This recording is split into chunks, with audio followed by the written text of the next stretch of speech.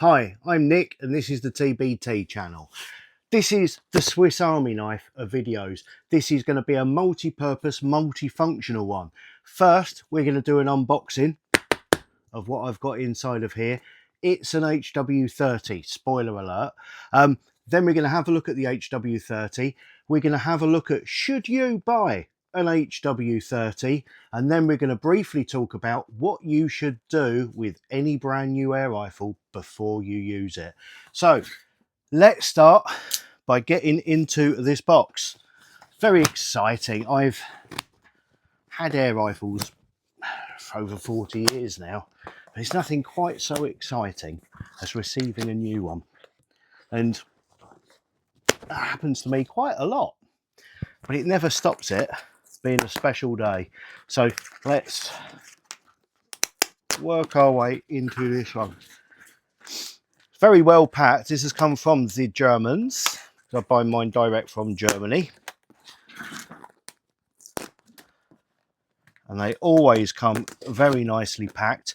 Not the last time I got guns, but I bought a batch of them around our 10-year anniversary earlier this year. I bought a bunch of extra long HW97s to tune and sell, and they were very well packaged as well. Right, what have we got? Got even more tape there.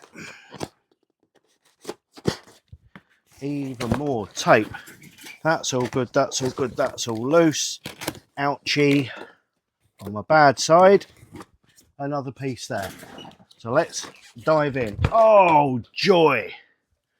I've got lots of cardboard, shredded cardboard packaging. Let's throw it down there on the floor. I can pick it up afterwards. Ouch! There. I see a gun. That's good. What else have I got in here? Got a bag. I think it's just a bag of packaging, but just in case it's sweet, I'm going in there. Oh, it's just a bag of packaging. Sweet. I thought it might be sweets. Oh, here's another thing. You'll like this. I asked you, you'll remember maybe, a couple of weeks ago when I said I was going to get an HW30, which I should get, a 177 or a 22. Now it is a tough choice. So what I actually did was bought a 22 because I always buy 22s. I prefer them. I find them easier to load. They shoot nicer than 177. Two air rifles at the same power. One's 177 and one's 22. The 22 will shoot nicer because it's more efficient. There's the word. There's the word. So anyway, that is a 177 barrel. So what I've got is a 22 HW30 with a spare 177 barrel. That is because I'm going to be using this gun to develop a new kit using our new premium springs. So, it's also a bag of piston seals. They're for our Air Arms TX200 Maxi Pro kits. Use a Weihrauch 25mm piston seal because they're more efficient than the Air Arms one. Obviously, I buy those from Germany as well, but that is for those. That should keep me going for another month. And in here we have the all-important box. So let's pop him, using my good arm, there. And this bag of box of tut, gone. Here we are, look at that, the HW30. Now, if you are considering the HW30, this is the HW30S. Okay, if you look on sites such as Sportsman, they'll have the HW30 and an HW30 Mark II. You might look and think, oh, Mark II, that sounds good, that'll be better. It's not. It's basically just, I've got cardboard up my nose now. It's the HW30S, but with the really good trigger taken away and a not quite so good perfect trigger in its place. So this is the 30S, which has the record trigger unit. Now, I'm going to pop that there again with my good arm. Try and keep this box in good condition because I expect one of you lot is going to end up with this gun, because I have only bought this to develop a kit. Then I'm trying to do raffles. I'm trying to do a bonus ball raffle, but there's been very low take up on it, and that's fair enough. You know, it's not everybody's cup of tea. So I might just do a monthly video of surplus stuff I've got on the shelf. You know, just I've got this, I've got that, I've got the other, put prices there, and then if you want it, you just contact me and you can buy it. But that's probably where this is going to end up. And then I will probably get myself a nice fancy schmancy silver one. There we go, in all of its glory. We've got an instruction book in there, which is great in case you don't know how to use it. I, fortunately, do.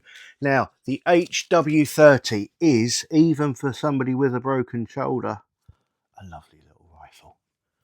It is a stunner. Look at that. People are divided on these new stocks at the moment. Some people don't like it. I think it's a little bit nice. It's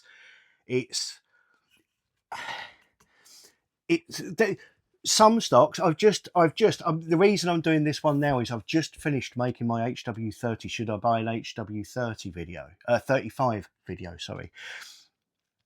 And frankly, that leaves me feeling so ill. I had to do something to cheer myself up, which is why I opened my HW30 here.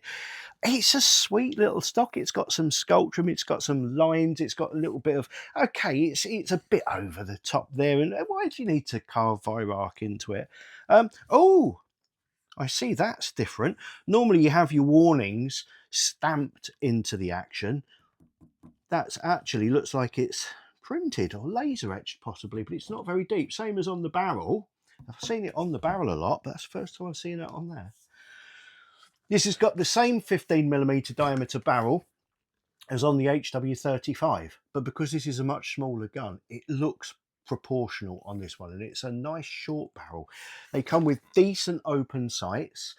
I don't know if I have the other inserts for this front sight, but the front sight is one where you can unscrew that and change the insert inside of the sight, but it just comes with a plain one. I will probably keep that on there for now. It's a lovely lightweight rifle, a really good lightweight rifle, but it is not a junior rifle. The HW25 is. That's a junior rifle. This isn't. This is a full-size adult rifle. The length of pull is very similar to what you'll get with the 50, the 99, and things like that. It's not all crowded and tiny like with a true junior rifle, but a junior can shoot this okay because of its smaller overall size and lighter weight. It's a very manageable weight.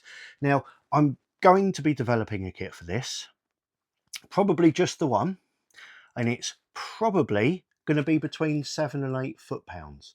I have in the past got these up over 10 foot-pounds, and it can be done. It's not difficult to do that, but they are bloody horrible to shoot. If you want to shoot a rifle at 10 foot-pounds or above, buy an HW50, buy an HW99, the same rifle. Buy one of those. That's its sweet spot. It wants to be at that power. These are much more suited to under 8 in my opinion.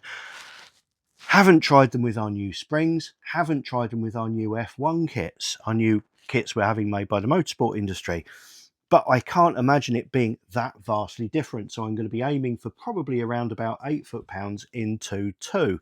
The main thing is hitting the target. If it's sweet to shoot, a pleasure to shoot, you will hit the target, and that's the important thing. Now, before I fire a single shot through this, I'm going to take it apart. For you, receiving a brand new rifle like this or a second-hand one, what I would like you to do is run a couple of shots through it, run a couple of shots over the chronograph. There's nothing worse than contacting me to say, I fitted one of your kits and my gun is now doing X foot-pounds. my first question will always be, all right, okay, what was it doing before you started? If you don't know what it was doing before you started, all you're telling me is, my gun, I fitted a kit, the power's gone up or down or possibly stayed the same. And I want you to tell me why. I can't, I've got no data. So chrono it, make sure everything works, and then take it apart, okay? You need to get inside of it, clean all the grease out of it, polish up a few bits if you want to. We're going to look at anti-galling fix in this as well. I know, shocking, but this does have the same cocking arrangement, two-piece cocking arm cocking arrangement as the 50 and the 99. It's not as prevalent in this, the galling issue, because it's a lower powered rifle. But if we're expecting it to give us more power, we're putting more tension through there, so we're going to look to see if that's going to be required. It's something I'm going to do. So after you've fired your test shots, you're going to take it apart, you're going to clean inside, you're going to watch my record trigger unit adjustment video, because everybody should watch that. This is the same trigger you get in all of the guns. It's fantastic. You can make it better for free. And then you need to clean the inside of the barrel. These are, oh, they're so beautiful, so smooth. Invariably caked in crud on the inside of there as well. So we need to clean the inside of the barrel, just a rod down there or some pull throughs until all the crap comes out, clean the grease out of here, and then re-lube it, rebuild it. Whether you fit a TBT kit or not, that's up to you. That's the time most people would do it, but you do need to degrease it and re-lube it, even if you're not going to fit a kit. So you're wondering whether to buy an HW30. It is a beautifully made, beautiful to look at and beautiful to hold break barrel spring powered air rifle. I used one of these extensively when I lived in Cornwall. I had a number of farms that I shot around, and I've always liked a break barrel for around farm buildings. And it was actually the one that I got up to over 10 foot-pounds right at the start of TBT. This was, it had been about 10, 11 years ago, right at the start. It got to 10 foot-pounds. It was bloody awful. So I wound it back down to 8, and that was deadly out to 30 yards, which is the perfect range for around farm buildings. You rarely shoot over that distance, further than that distance there. So if that's what you want a gun for, or you've got a young shot in the household who wants something to start out with that isn't a pile of cack, this is the gun to get. It's very accurate.